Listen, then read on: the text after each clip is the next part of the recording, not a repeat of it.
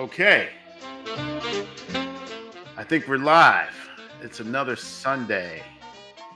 It's another Sunday. For everybody who's tuning in, welcome to another episode of the Shaker Heights, where experiences may vary. I'm your co-host, Class 84, Gabe Tolliver. Eric Green, class of 1984. And today... 1984 within two, man. I'm part of the crew. Yeah, and today we have one of our fellow esteemed classmates and musicians extraordinaire. Got life behind words. We have class of 84, Jon Denney. And we got his name spelled right. Finally, today. After 3 or 4 attempts that you didn't even see. Yeah. Yeah, that's been a problem, brother. Yeah. Well, first of all, thank you for joining us on a Sunday. And yeah. All right. Man, it's a blessing. Eric, set it off. So, I don't know if I haven't told John this, but he's one of my inspirations for actually indulging into this show. Laura, what's Laura's last name? The author. Oh my God. Dream City Shaker, about the Shaker being the North Star of integration. Meckler. Dreamtown. Okay. Yeah. Sorry, Laura. Hope you still get back Sunday. to us.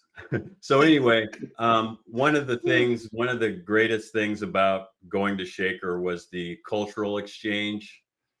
And after seeing this man at Byron Junior High School, I think circa, was it 81, 79, 80, 81? I'm not sure what year it was. But he took the stage with a band called Attic. And that has changed my musical tastes from here on out. And after that day, and after hearing Boston's song, More Than a Feeling, I immediately joined the Columbia Records and Tapes Club. 14 albums, 14 cassettes for 11 cents. That was a deal. Right here, this man is about 80% responsible for that happening. See? The power of And I apologize, bro. Oh man. So Jon, okay, Shaker. Where did you go to elementary school? What area did you live in? The whole nine? I grew up on Delford Road. Okay. Went to Fernway Elementary, and then we did a move over to the other side of Shaker, around Dryden Road. In sixth grade, I went to Mercer. And then from Mercer, went through Byron to Shaker. It's kind of my journey there. Yeah. So when did you know that you wanted to be a musician? I mean, did it start at an early age? Were you taking, piano classes or? Yeah, we were doing. I was doing drums. Taking drum lessons and practice pads. I got a snare drum, to work out the movements. I played the snare drum in little school bands for a spell, and all the while I'm taking piano lessons as well. And I played drums. I played piano, but drums were more fun. Yeah. And I think where that turned was, and I do these little talent shows on the piano. Then when I got into Mercer, in another grad, 84, I met this, turned out to be a great friend, Danny Click, who was a graduate. He was he had a little skinny little cat. He had this beautiful pearl drum set, and he beat the shit out of it. I said, well, I'm never playing drums again. I mean, he blew me away. Yeah. And so I kind of put the drumsticks down and noodled on the piano. And from that time, when I got into Byron, I met Tim Elliott. Yes. And we met in the lunch. Rest in peace, Tim. He passed away. Yes. We met in the lunchroom, and he told me about this little band I was in. And he said, you know, I'd like to come and jam. I was like, oh, shit. Not playing drums. You know what I mean? So I got a little Univox keyboard that had 4 settings on it. You know, Toto, I think, Hold the Line or something that Attic played all the time. And at that time, being 7th, 8th grade, and Byron being able to hit that little bit was pretty impressive. And then to kind of team up with 4 other musicians, we ground through that jam. So wow, this feels fun. This feels good. Yeah. And then started learning more cover tunes. More Than Feeling was one of them that we performed at the talent show in junior high that you said. And that's when I knew. I think that's what that's all I wanted. Mm-hmm. The other thing that I enjoyed was geometry. And that was another fun thing. But once I started playing songs and chords and playing with other people, music, that was just kind of another passion. Yeah. I felt like I was part of something bigger than me. Mm-hmm. And at that time, that was very important to embrace. You know, as a 12, 13-year-old, you got to connect with something and someone in order to survive. So that was kind of my mechanism. And the more I did it, the more I wanted to do. And the more I did, the more I got to do. It was just kind of cyclic. It snowballed. It just consistently. You know, yeah. Well, through that more channel. Mm-hmm. Go ahead. Yeah, I was gonna say, well, you know, the fact that you mentioned geometry, like that would make sense in to me at least with what you're doing, that type of math, because I definitely see like a connection with music and math, you know. So yeah, that's interesting right there. It's like math turned out to be, because I was able to understand it from the basics. It just was fun to me because it was like a puzzle with numbers. Yeah. Music was the same thing, which was audio pieces as pieces in a puzzle to make them fit together, or collaboration between musicians as being part of a bigger picture or a discovery process. That I still strive, you know, to recapture that. That's why I have all these little synths and trick boxes and things, because it's meditative for me. It always has been. Didn't Thelonious Monk use math to compose, write compositions? You familiar with that? That cat, yeah, I'm familiar with him. He's I'm more of a Bill Evans, you know what I mean? Just compared to Thelonious Monk. That's calculus right there. Man, that's a language that I listen. God bless Thelonious. It's like, it's just, you know, there's some things he hits and it's all natural. I don't think any of it had to do with me. I think it all had to do with gifts. Same with Bill Evans, which is a lot more digestible. Yeah. The different playing styles with jazz, there's so many, but the Bill Evans I just love. It's gorgeous the way he took simple things and made them and put them together and made it sound so beautiful. I love Sketches in Spain that he did with Miles. Yeah. I mean, that's still like in my general CD pile of like 26, you know, CDs and stuff. So yeah, I love his work he did with Miles Davis is one of my favorite. Yeah, man. So what on it? Well, you know, continuing on with your playing. So this group was what, Attic you were in? Yeah, it was Haven? Yeah, there was. Okay. Well, Haven came later. Attic was put together. Started with Matt Kirsch, Eric Rosenthal, and they combined first names, Matt, Eric, Attic. Yeah. So Yeah, it's their band. Right? That's a And good then shaker Tim- factoid for Jeopardy. Yeah.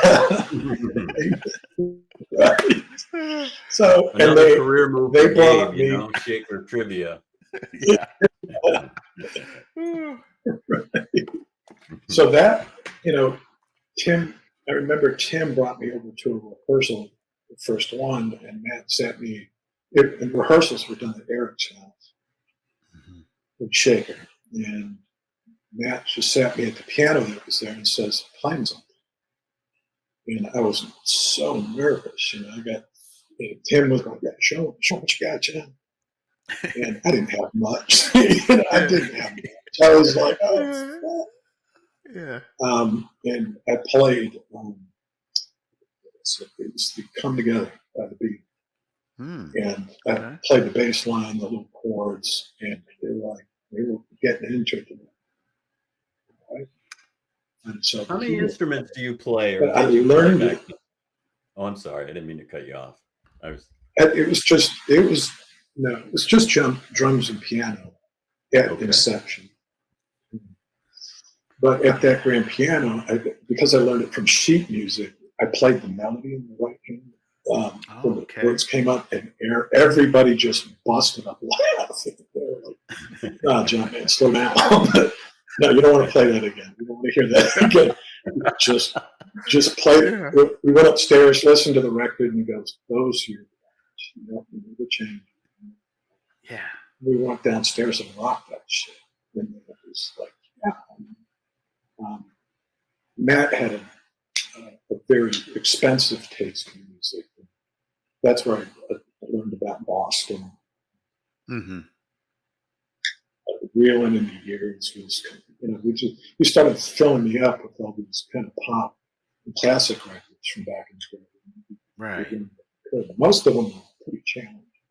So it put me to the task, and I got comfortable with that. And then at that point, we started doing some shows, local parties, dances, and there was just kind of some feedback that started coming. And then all the girls started paying me some mind. Musicians and women. Yeah. I know. It's like, I'm sold. So I dove in, ignored the rest, and that went on through high school. It was just me kind of getting by in the academics, and we were focusing in music. And part of the discovery process was the theory. So I took multiple performance lessons, but also strictly theory lessons, jazz theory lessons. And started going to different music schools in Cleveland Institute of Music, anywhere I could get my hands on something that I didn't understand, had a feeling about it, and just don't. So I was lost. I was gone. You couldn't get me. It's like, I could deal with a C and D. It's not that I don't think capable. I just didn't fucking care. Yeah. It was about the music. It was, I said, this is going back. Wow. So how long, let me ask you this. I'm sorry to interrupt you. I've got questions. No, go ahead. So how long, what were the expectations of the band Attic? And when you were with Attic, how far did you go along with Attic? Did Attic go on with you or without you, or how long did it last? Well, there was kind of a turning point at that. It's a lot of those early days were real fuzzy because I got involved in drugs as a kid. Thinking again, that was part of the caveat of being a musician. And 12, 13, 14 years old. So we carried this band into high school where my abuse of drugs became a scary element. We were terrified of my parents, and they got me help. They put brakes on everything. and sent me to a one-day adolescent recovery center for kids. It came out of that with instructions, that everybody I knew that I was getting in trouble with the drugs were offline. And it was an uncomfortable feeling because Tim was my best friend, Tim. Mm-hmm. And he didn't really go far down that rabbit hole, with me, but he was there for me while I was there, So I showed up to rehearsal one day and just said, man, I don't want to do this anymore. So no. So Tim walked out with me, and we started jamming with. He was a monster. David Richmond. Yeah, Dave Richmond. Yeah. Yes. Drummer. Yeah. God, I mean, he was somebody. That's Gonzo. Yeah. Man, that cat. Yeah. Like Danny, like Glick did to me earlier. This was like this kid just floored me with what he was doing with drums. And he had a hair that was tanning. Brutal, just brutal. And he was such a fun, kind of nonchalant, just goofy kid. It's like I understand it.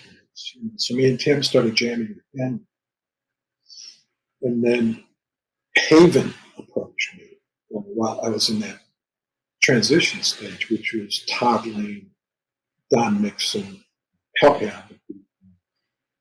We called him Eric. Was it Eric Smith? No. Eric Smith was the bass player. The bass player. Daryl Swan. Yeah. Yeah, Daryl Swan. Yes. Daryl. Yes. Yeah. And I looked at Todd Lane as just a straight rock star. Yeah, he had that. Yeah, he had that written. He had that vibe. His dad was in radio. We'd go in his basement. It was soundproof. There was gear. Wow. And Haven was actually Addict's kind of competition. You know what I mean? So you battle the bands all the time. And then I sunk into their set list, and I got in trouble my own way with them. But it was a solo, so it was a different experience. And that switch of friends between the people that I were to the people that used to get home. God bless them all. That was a life-changing experience. Okay. I could go on for an hour naming those people, but they were really to my heart for 10, 15 years to follow. Just, man, I got to stay away from the program, so to speak. Right.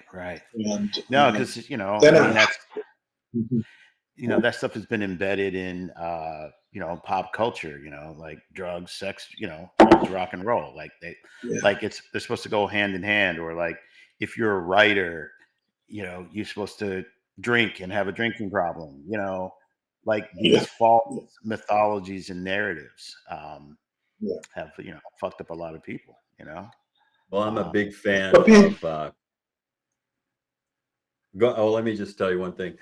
I listened to Questlove, the drummer for the Roots. He has a podcast, QLS, and he says if you listen to all music, the tempo of the music and the rhythm of the music is related to the drug of use at that time. Oh, so think about that. Yeah, that's deep. That's deep. Yeah, man. This is random factoid. Did you know that the Doors were supposed to play at Shaker? Eric found that factoid. And do tell that story. Well, I don't know how I found out about it, but I think you're going through the Shaker Historical Society or something. I forgot, but I don't know how I found out about it. But it's a known fact that in 1968, the Doors were supposed to play at the Shaker football field. Russell Rapp. and Noy, and it was sponsored by Belkin, by the way. And you can go online and search it. And the actual concert at Public Hall was recorded and captured. So that's on YouTube. But there were actually posters and flyers which I used to create a T-shirt capturing that time. But they were scheduled to play at Shaker football field, but they didn't have the capacity to hold that type of crowd. So in 1960, and maybe that's why there is a mural of "No One Gets Out Alive" with Jim Morrison in the hallway outside of Hogue's math classroom. Which I learned that John Wayne, who's a graduate, I think 83, who I attended Cleveland Institute of Art with, he did that mural. So I assume that's still there. Yeah, in the hallway. I think so. There's a lot of ties. Yeah. So if you want a piece of history and want to understand the moment better, go on to our website. I've got the merch. I've got the T-shirt to commemorate that. Bad type setup as well. I incorporated that. Spoken like a true designer. That connections. Awesome. I've got meaning for one. Large. All right, coming your way. So you're at the Battle of the Bands. Are you guys doing original? I know Haven went on to tour Europe, and I've seen the album cover, and I don't think you were with the band at that time. I have a picture of it. I'll send it to you. You probably have the album. But what were the differences between the bands that you found between Attic and Haven? Well, first off, Don Nixon, the bass player, he didn't play with a pick. He thumped or fingered his lines, and he prided himself on that. It's like the Stanley Clarke stuff. Yeah. Larry Graham. Yeah. Eric Smith was a brilliant musician too. He could do both, but he preferred to play with a pick sometimes, favorite sometimes. Right. The other thing about Haven was Todd, the drummer, Todd Lane.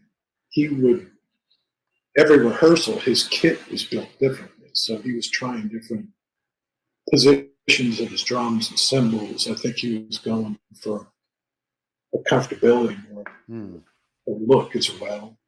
But, and that for me, because he would pull off the riff every time.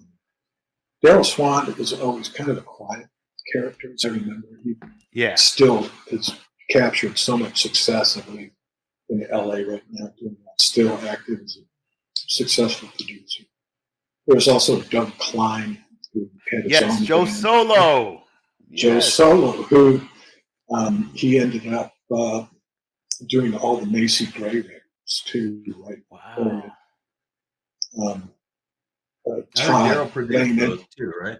Daryl produced some of the Macy Gray stuff, from what I hear.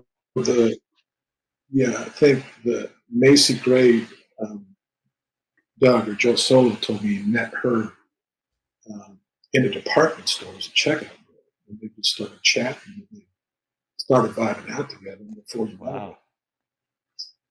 Huge. And she's also from the Akron area too, so you have that Cleveland, Akron, Ohio connection, basically. That Kent stuff, sure. Yeah. And then I know Todd went off to LA with Haven, or a version of that, New Haven, that kind of went through transitions as well. And he lived that whole rock star lifestyle, made it out the other end.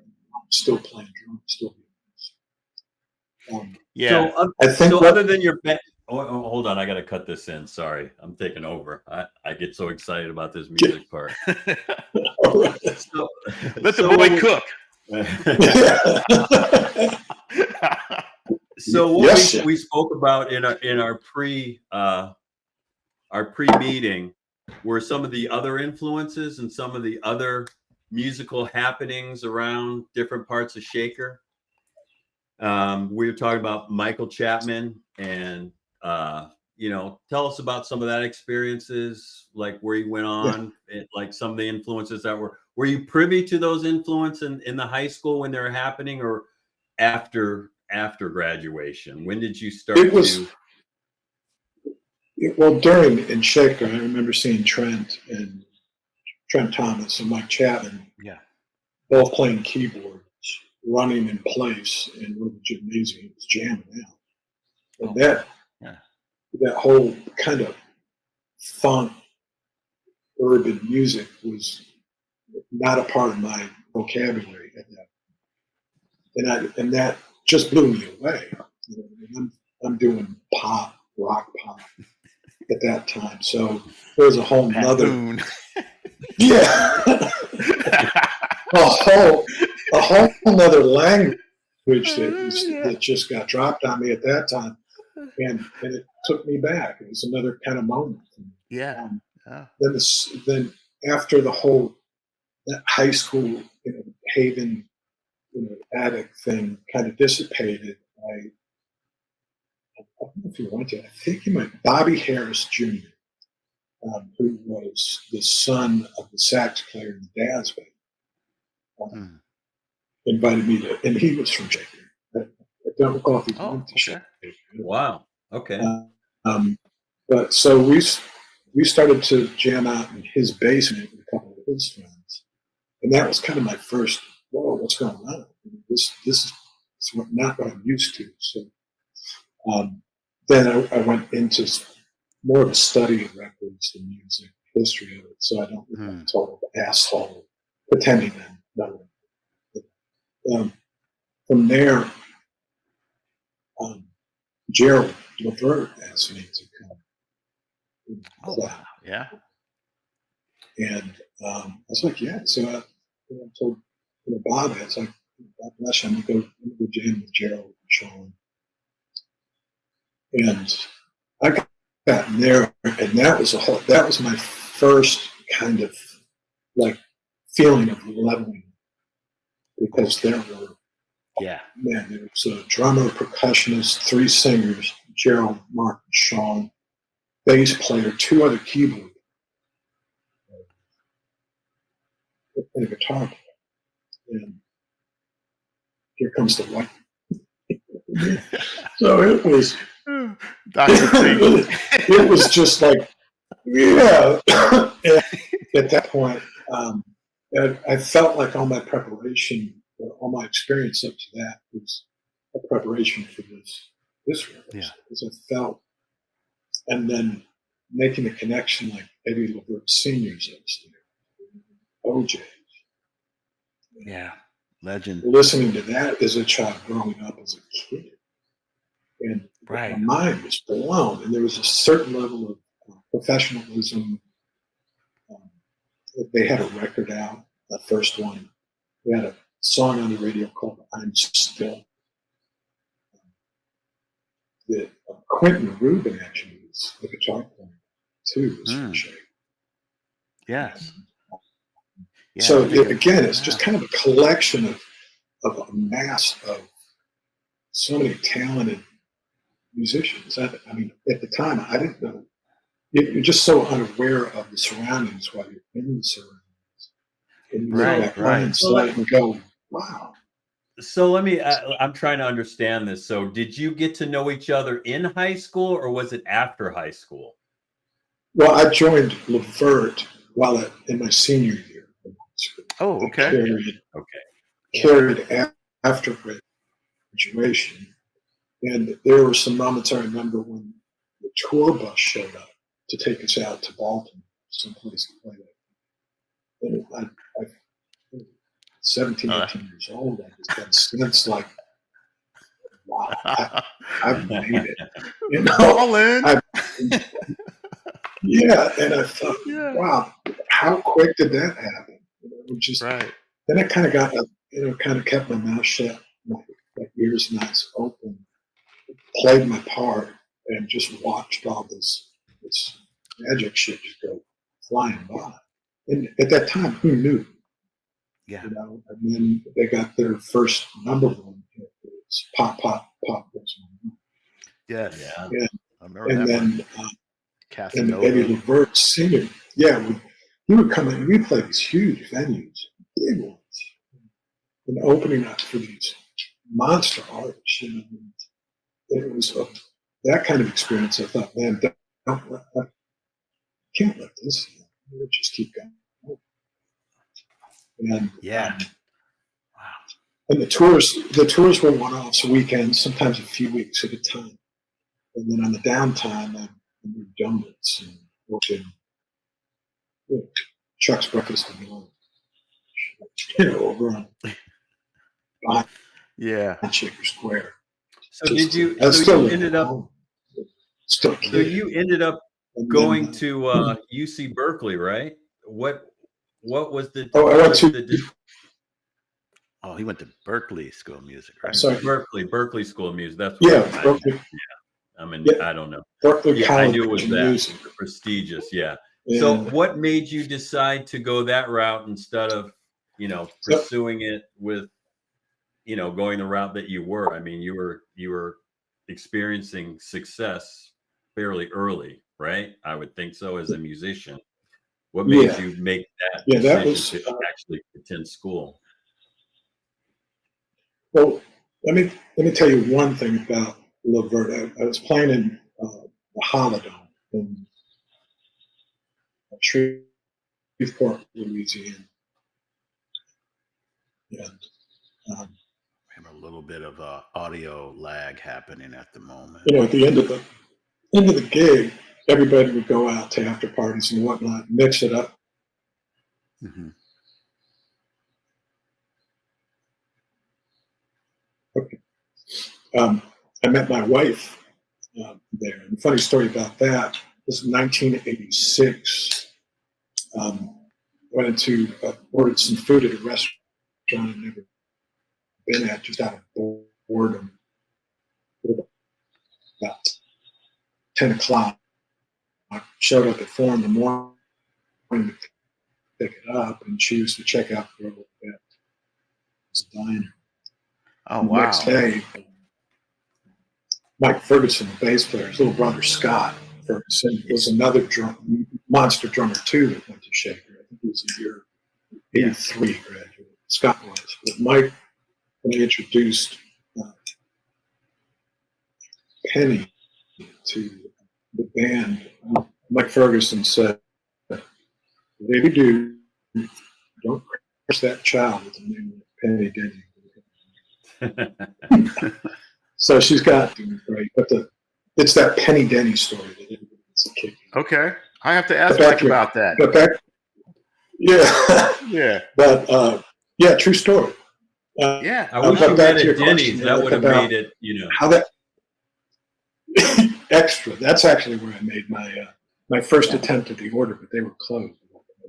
But I went to Berkeley College of Music, and I made that decision. It was on a downtime between traveling with the band. And my father said, "I got an opportunity for you to go to college. You got to take it in." He says, "You do what you want.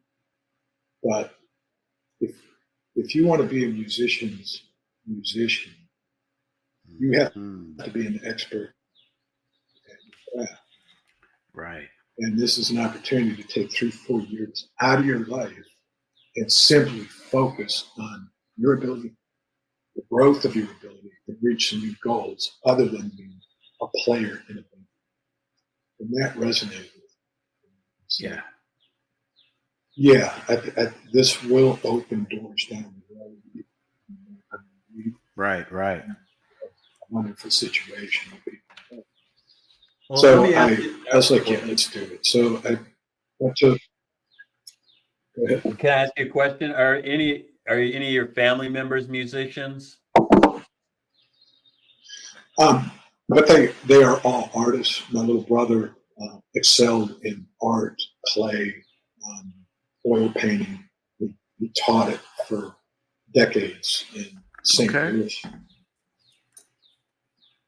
My older sister, and Andrew Denney, he went to Shaker as well. He was behind that. My sister went the academic route, just left writing, reading, teaching. She married a professor. my son is a brilliant artist, a brilliant musician, a wonderful athlete, and he's got his master's degree as a scientist. Oh, right on. So he got the whole gamut. Right. I mean, everything from. Yeah. I mean, he just blows my mind with his accomplishments, far more than I ever did. And the tricky thing about Berkeley was I walked in there with kind of some credentials and background of playing with some with Levert. I carried a lot of identity. So when I sunk in, they dropped Casanova, which shot them up.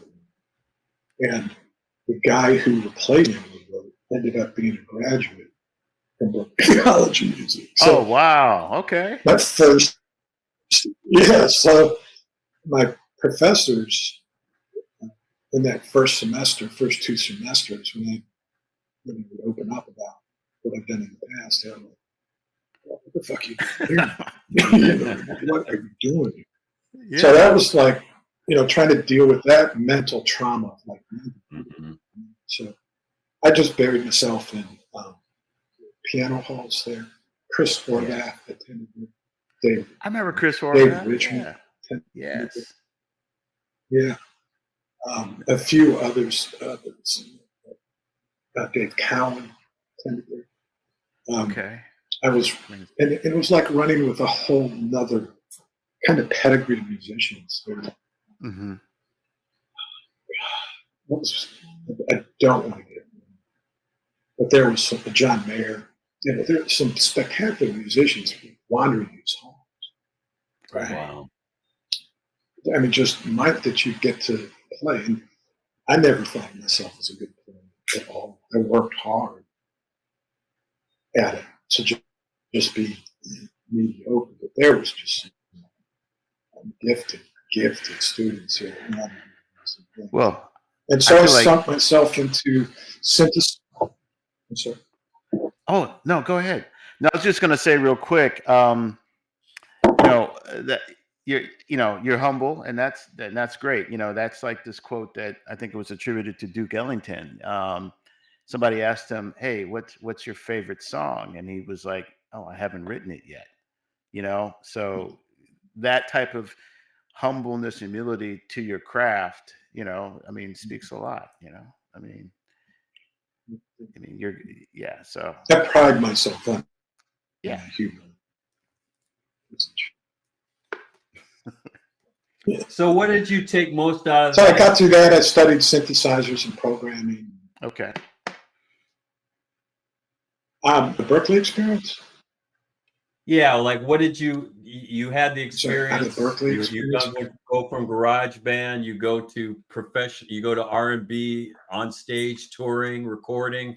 Now you're at Berkeley and you're wondering, wow, my former band just went #1 in the nation, and you're at Berkeley. So what are you taking from this experience? What broadened your talents? What did you put in your toolbox from Berkeley? Well, that's when at Berkeley is really when I started getting my studio experience, unbeknownst to me, record production experience. I didn't know that's what I was doing, but the understanding of electronics, the different components in a recording studio, how the etiquette that goes on when you're dealing as part of a member of a team, right, where my place was. So pretty much that was be quiet, show up, do your job, and be quiet. And then last one to leave, first one to show up, be quiet, do your job, and be prepared. So I came out of Berkeley with that. I saw myself going back to being a straight touring musician, but muscled up.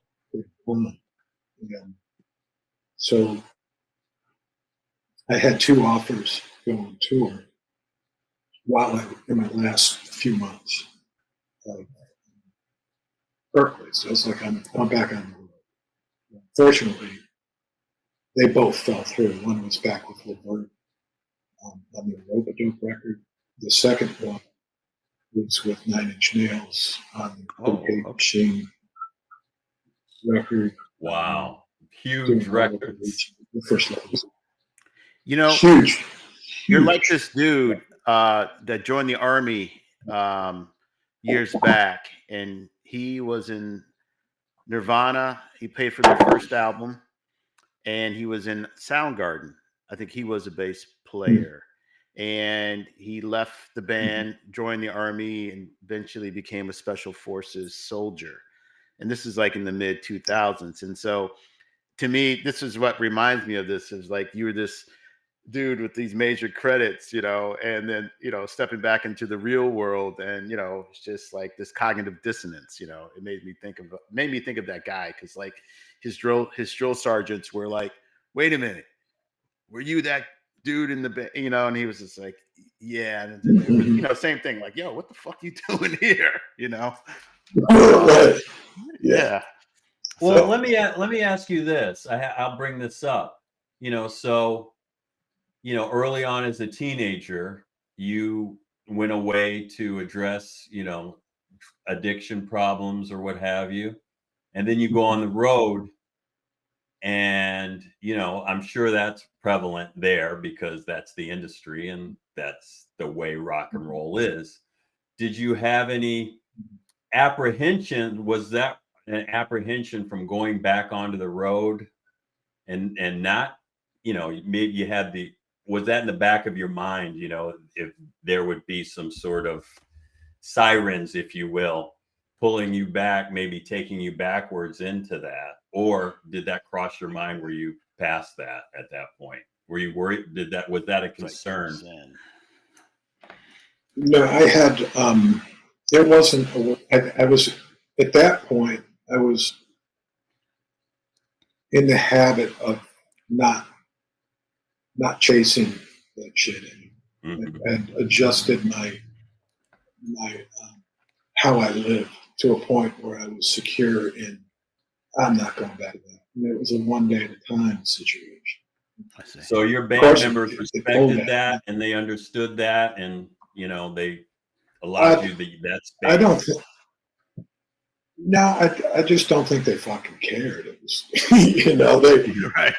I just didn't drink or do drugs. They so were that's doing what themselves. You know, no big whoop, you know.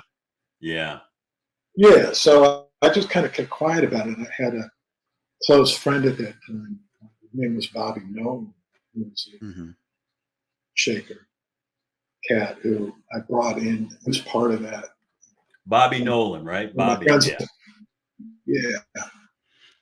Yeah, he played Shaker Boys League. I think he was like, he had long hair. He was a pitcher.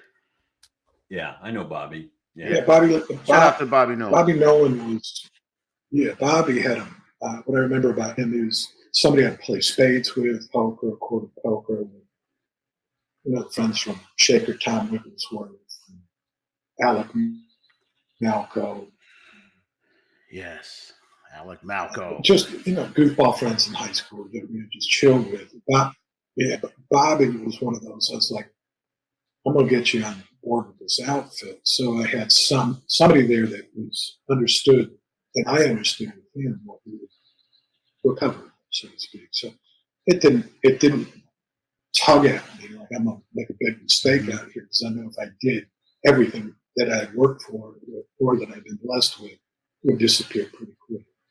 And I'd be back to that, oh, I'm high. Woo-hoo, great job. Just fucking blew up your whole life. So I stayed away from him. Good. It's good that he had your back. But yeah, it was good. Yeah, so that was my support system. But back to your question about Levert, they got, well, Trent had called me up, and we spoke a few times because Lee Marsh, another shaker, was playing with Nine Inch Nails. And he was trying to make a transition out of that. Trent, we would bump into each other in Coventry or down. So, and I'd see him in Boston too. He would come by. I watch him by the apartment. I lived on Boylston Street. I'd bump into Trent. We can hear he says, not, they were playing down the block, so he'd bring us over. Let's see the lead there, let's see the band, get blown away again. But having these experiences of being exposed to our locals and just being, whether it was Mike Chapman, Trent, or Matt Kirsch, it was kind of reoccurring, this reoccurring experience of inspiration that just kept me wanting to dive deeper in the right place. And it was a kind of, anyhow, I think you need this keyboard, an emulator. Wow. I said, okay. So we had this mini Minneapolis tour that I'm on. Called up Gerald. Go ahead, Eric. It started. It really. Yeah. No worries. I mean, it's almost like it's a couple second delay. We might have to adjust the flange or the knobs. Maybe the EQ. I don't know. You're the engineer. So I'm looking at this as like a little Minneapolis. We have cultural exchange, going back and forth from different sides of Shaker, for sure. Yeah, that's great. I mean, I'm sure you have friends in the business from other parts of, aside from Shaker. Is this seem to be a very unique experience compared to other experiences that other people have had? I mean, it amazes me. Have you thought about that as being, wow, look at this diverse talent that I was brought up with and grew with? Yeah, I reflect now on all of these kind of full circle experiences and watching the friends in our graduating class just reach unbelievable heights of success. It blows me away. I think every experience is unique and should be, but there's not really a cookie cutter thing. It's just, you end up there. I always talk about it getting caught in an orbit of success, of different pockets of planets and groups that you just kind of, you'll circle, you get real close, you'll jettison out, and you'll catch another one the next day. But I think it's all based on the step that is in front of you and having the balls to take it. Going to Berkeley, quit the band and seeing the band had left, smashing number one, and the instructors telling them for being there. Jeez. And then get through that, get invited back to the band. And with 9 Inch Nails, which I was a big fan from demo stage. And then both of those, for whatever reason, fell through. And I'm stuck. I'm newly married, living in Mayfield Heights. It's 1990. I got a wife, I got bills, I got a car. Yeah, I ain't got shit. So what do? I go into the studio in Cleveland, GTR media. I'm gonna express ears. That again was another experience. They ended up hiring me based on my ability of understanding synthesizers and how to build sounds, which none of them. They were like, "Oh, that's a piano patch. That was that." And I could fiddle around real quick and turn nothing into something or something into nothing, and get this kid in here. Well, right on. So for 8 months, I did GTR media. I cleaned toilets, swept floors, raked leaves.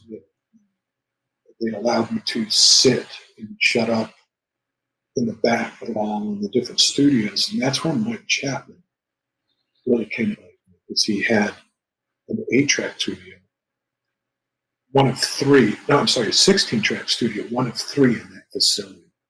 And that's where I felt embraced by him and his knowledge. And that's when he always felt like he was my mentor. Because he carried me through for years. I'd watch him work, watch him mix, I'd watch his technique, and he eventually started sharing tidbits of how he made records. And then going through those motions and that techniques, he allowed me to be his tracking engine for his work. Okay. So I fell into recording engineering and through that gathering production skills too. So those of you that don't know who Mike Chapman And is, that's where my whole kind of studio. Got it. Go ahead, Eric. Gabe. Mike Chapman, brilliant. Shaker Grad 84. Yeah. Well, he was also DJing late night on WZAK as a high school student, bringing Cleveland into the hip hop scene. Yes. Yeah. So he was a pioneer in Cleveland hip hop. So another Shaker legend, Cleveland legend, Northeast Ohio legend, who's doing huge things still in the music industry. Absolutely. And in the entertainment industry, from what I understand. Yeah. He lives out in Maryland. Mike, if you're listening, anybody knows Mike, tell him we'd like to have him on the show. Also, his sister, Kelly Chapman, we'd like to have on the show. That whole Chapman family, very talented, entrepreneurial, but reaffirming the richness, the diverse richness that was Shaker. And especially, like all the musicians we've talked about, and then even like the theater department, a lot of the people, so, it's something to be said about that school being rich in the arts and the, the influences. There was one man, just a quick touch on the theater department. They always encouraged, they had to go there and do what they did, which is always impressive. There was one that resonated with me with Jimmy Moss. Yes. I don't think really with the theater. And just again, you seem to be really timid, but I understood that. Right. I don't think it all did reach out to him. It was more of a respect thing, different kind of components of the art. That was one I didn't understand, but respected them. Yeah. Yeah. Jimmy's on the, we got to 1990. Yeah, God bless him. Wow. Yeah, we want to do a roundup and have all these influential people, which will lead to more and more and more and more and more. And the idea behind this show was to sort of reconvene at the 40th anniversary of our class of '84. But it seems like we're unveiling time is flying. Yes. Yeah. Fuck. Wow. I still feel like a kid sometimes, but man, 40 years. So do I, man. Like I don't know what like 57, about to be 58 in June is supposed to feel like, because what is that supposed to feel like? And I have this theory, it's prejudicial to artists, is that artists keep young. They keep young by creating. And doesn't mean like I don't know. I not saying that other people who are not artists don't, create or are not as young or whatever. But I really think with artists, I mean, if you're really an artist, you're constantly, your neuroplasticity is still pliable and you're still creating, you're keeping young in a way than somebody that may have not cultivated their creativity and are, resigned themselves to working a job for 20, 25 years to, whatever, there's a certain aging to that, I feel, in some cases, Well, you're definitely never satisfied, and you can never rest on your laurels because you're always wanting to grow and see what lies ahead and what you can And find about. especially, yeah, exactly. And especially in particular, John, you being a musician and the meditative state of tones and frequencies, contributes to one's well-being, and the cultivation of those things, So Well, um it's some- there's an understanding and kind of camaraderie, with or a vibe that a connection that you have with yeah, other musicians. That yeah, sometimes you don't have to say anything. right. It's almost like Misfit Island. Hmm. Me being Yeah, out, I just retired after 45 years doing this shit, and then being acquainted to a civilian life is took yeah, time to get yeah, used to. yeah, real talk. Yeah. Of normal people. Yeah, Hmm. so Yeah, that made an adjustment. yeah. And Yeah, what a ride, man. tell me about it. And more chapters to go. I mean, here we are near the end almost of this podcast, but um, you know, you've been winning the battle here, and how do you want to talk about that a little bit? Yeah, I was just a surprise back in February. I was diagnosed with cancer in the bladder. I go for my first surgery next week. And, Okay, we're gonna keep you in meditations. Yeah, yeah, yeah, so every day since then, I could feel my body reacting or changing. And the spirits are up. I'm not scared at all. yeah, At all. yeah, Prayers keep saying yeah, since come down. yeah. The I mean, donations Well, are prayer answered as well because these bills are astronomical. yeah, man. Don't get me Got started guys on the running U.S. around. healthcare system. Ah, But I'm ah, in the Lord's hands. That's what keeps all the dark away from me. yeah, Glad I got up yeah, today. Well, blessed for yeah, sure. Amen. yeah.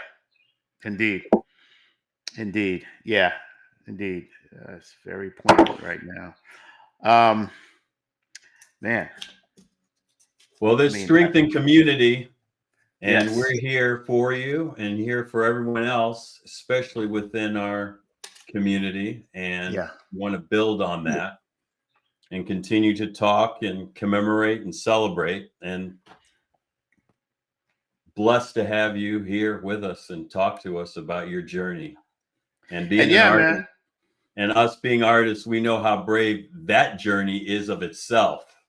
So, Yes. furthering on in your journey, we know that you have the tools and the goods to go further in this journey, this bigger challenge, if you will. yeah, man. On all that. It's just first, this podcast journey that Eric and I have taken on and stuff, and it's really enriching. And I gotta say, like I mean, like I knew we were acquainted in high school, but it wasn't like we hung out or anything. But I knew you were a musician and you worked in studios and stuff, and so it really means a lot to like here we are connecting years later with nuance, you know, and in a lot of ways free of the caste system sometimes that can be high school, which is the precursor to jumping in the world. It depends on people how people navigate that, and Yeah. yeah, it's about life is about experiences and experiences This whole collecting. thing feels God like bless you both, man. Thanks, man. Back at you. Yeah. yeah, this whole thing feels like we just went on a hike and we're reconvening at base camp. That's a good one. And we're comparing notes because my high school experience sucked. 30 years later, right? Right. Yeah. And this is very cathartic. I had no reason to go back to a 40th high school reunion. I've been to none of them. But it's creating a different community for me. And getting to know you, I was an admirer from afar. But just getting to reconnect or get to know people, after our trials and tribulations and our experiences, and coming back and comparing notes and just understanding where we came from, the genesis of all this and what an experiment this was. And in listening to your story, we're hearing how that worked, how the basis of all of that stuff that happened in the 60s fed your career, fed your growth. And we wouldn't be talking about this if that hadn't happened. I mean, look who you were mentored to. You're mentored with a Black man named Michael Chapman, on the other side of the furthest side of Shaker Heights. You're over in the Byron area, we're in the Lomond area next to Lee Road. How beautiful is that? Yeah. Yeah. And just, again, just the musical exposure and experiences, and it's like world crossing, and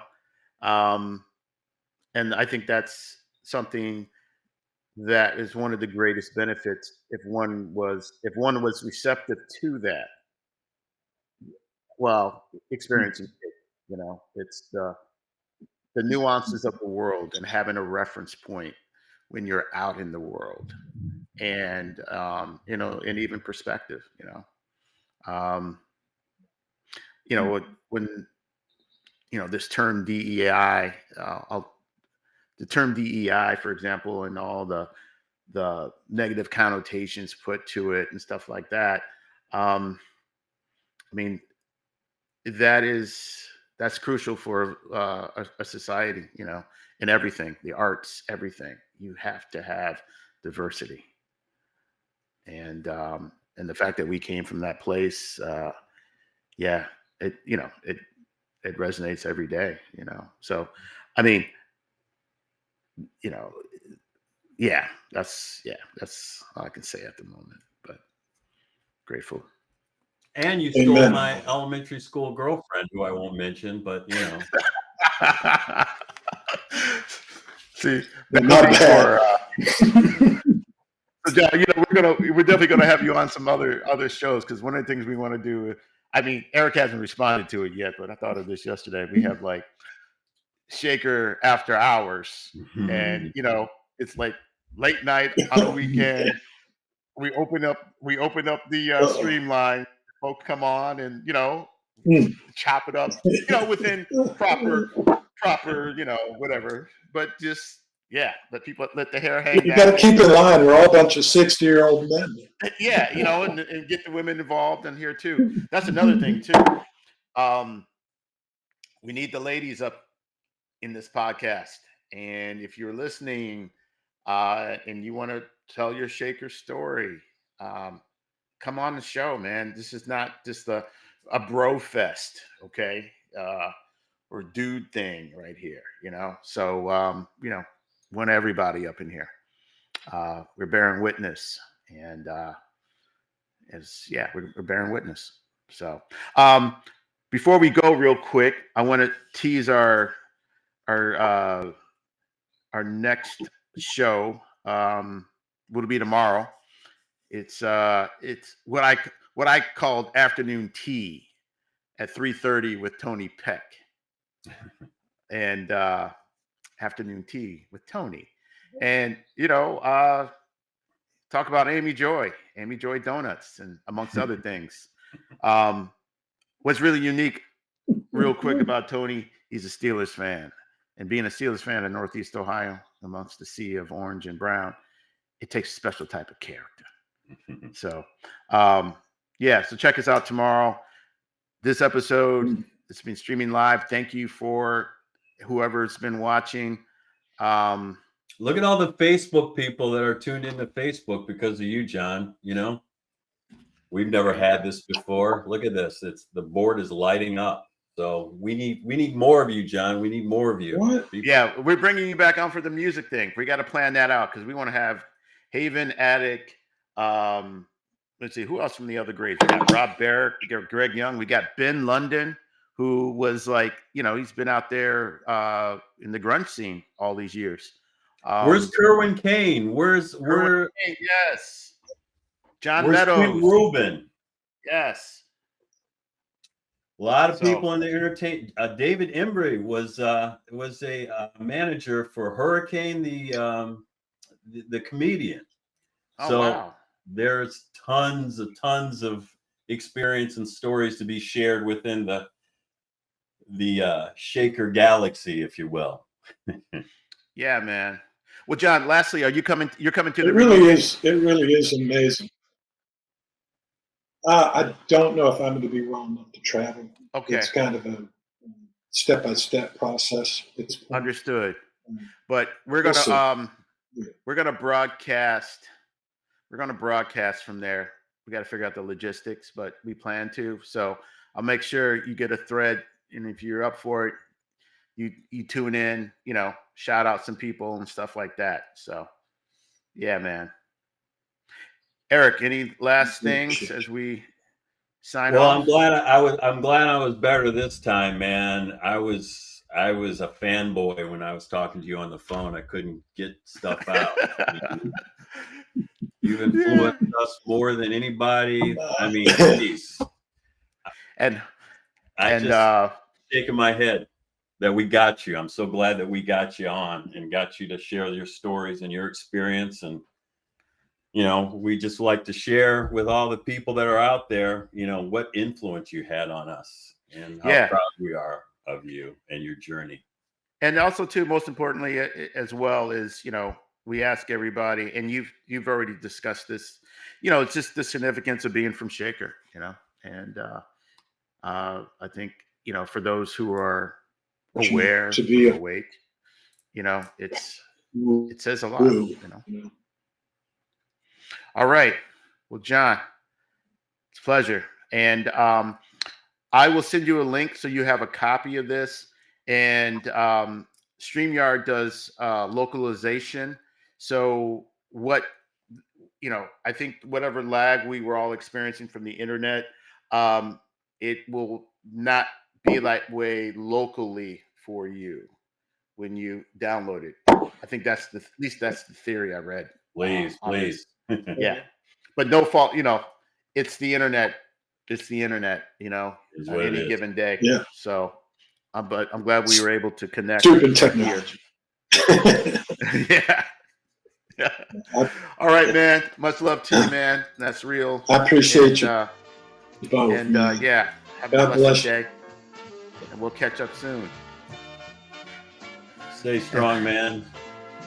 And that is another episode of the Shaker Heights. Thank you, bro. Experiences may vary. I'm your co-host, Gabe Tolliver. Eric Green. And this was Jon Denney. Until next time, y'all have a blessed day.